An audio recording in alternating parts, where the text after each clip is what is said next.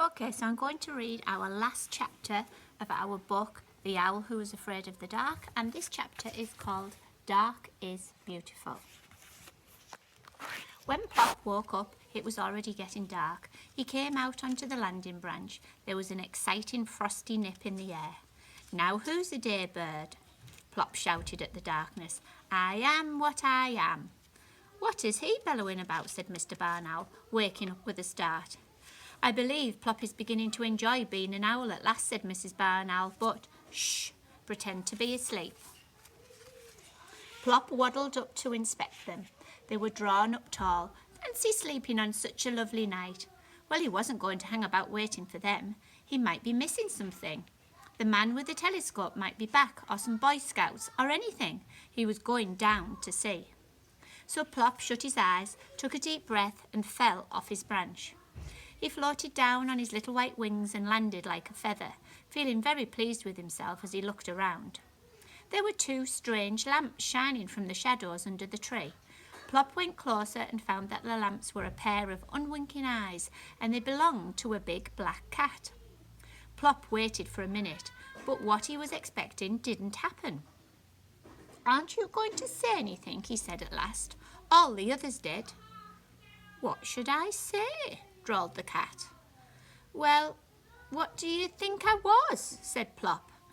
"I've been mistaken for a Catherine wheel, a thunderbolt, a woolly ball, and a darling, and a shooting star, and even a roly-poly pudding.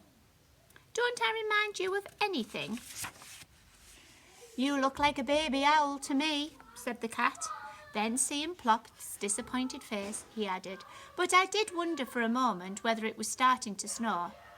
"You thought I was a snowflake," said Plop, brightening. "Yes, but then when you landed, I saw that you looked more like a little fat snowman," said the cat, "and then I knew you were a baby owl."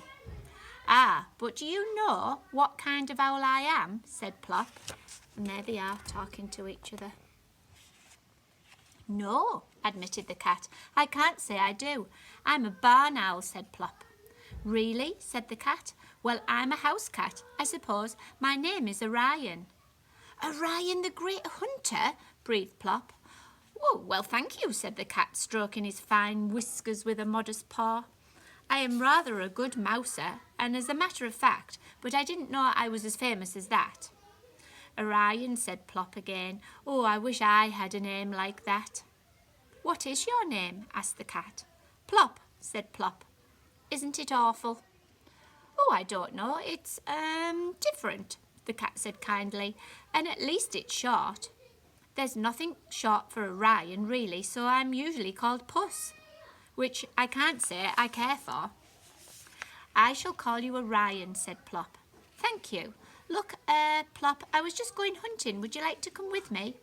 "Oh," said Plop, "I don't know. I would like to think, but I'm not very happy about the dark." "Oh dear, we'll have to do something about that," said Orion. "What?" said Plop. "What can you do when you're afraid of the dark?" "I don't believe you are afraid of the dark, really," said Orion. "You just think you are. Dark is beautiful. Take a night like this. Look around you. Isn't it beautiful?" Plop looked. The moon had risen in the sky. Everything was bathed in its white light. "Oh, I love moonlight," said the cat. "Moonlight is magic. It turns everything it touches to silver, especially on frosty nights like this. Oh, come with me, Plop, and I will show you a beautiful world of sparkling silver, the secret nighttime world of cats and owls. The daytime people are asleep. It's all ours. Will you come?" "Yes," said Plop, "I will, but just wait while I tell my mummy where I'm going." He flew like an arrow up to the landing branch. "Well," said his mother, "Orion says dark is beautiful, and he's asked me to go hunting with him. Can I go? Can I, Mummy, please?" "Of course, dear, but who is Orion?" "The Great Hunter," said Plop. "See you later." When Mr. Barn Owl came in from his first expedition, he found his wife a bit agitated. "I think it's all that stargazing has gone to Plop's head," she said. "He said he was going hunting with Orion the Great Hunter. That was one of the stars he showed us last night, wasn't it?" "Well, I saw him just now with a perfectly ordinary black cat," said Mr. Barn Owl.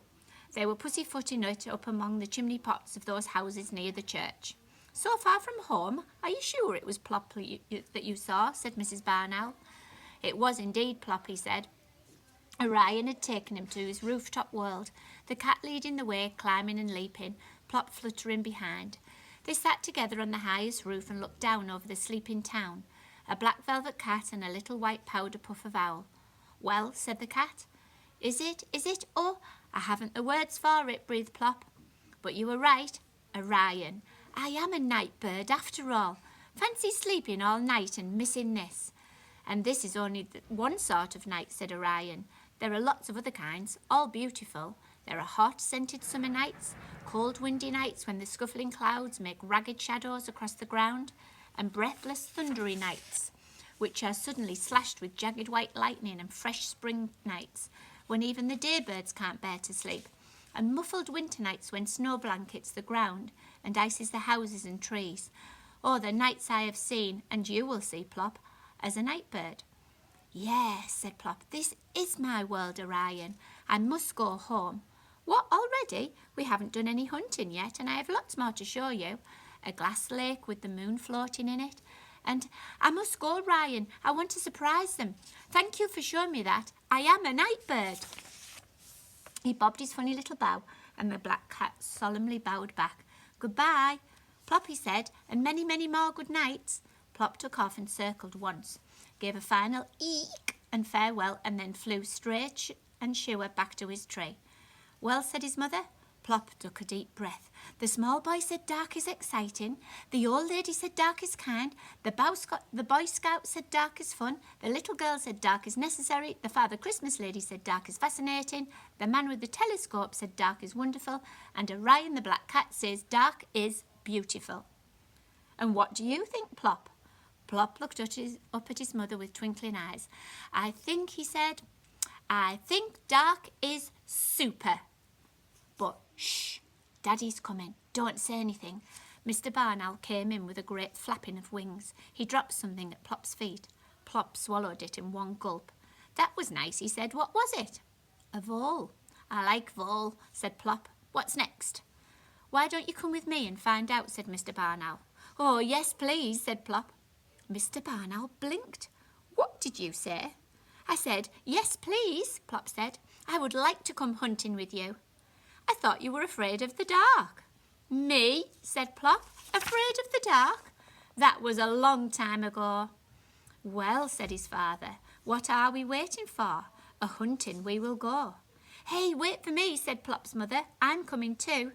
So they took off together in the moonlight, Mr. and Mrs. Barn Owl, one on each side, and Plop in the middle. Plop, the night bird. And there they are, all flying off into the night together. And that is the end of our story. So there's no reason to be afraid of the dark, is there? Because dark is lots of things, just like we learned in this story. So I hope you've enjoyed it and enjoy doing your tasks on this last chapter of our book this week. Take care. Bye.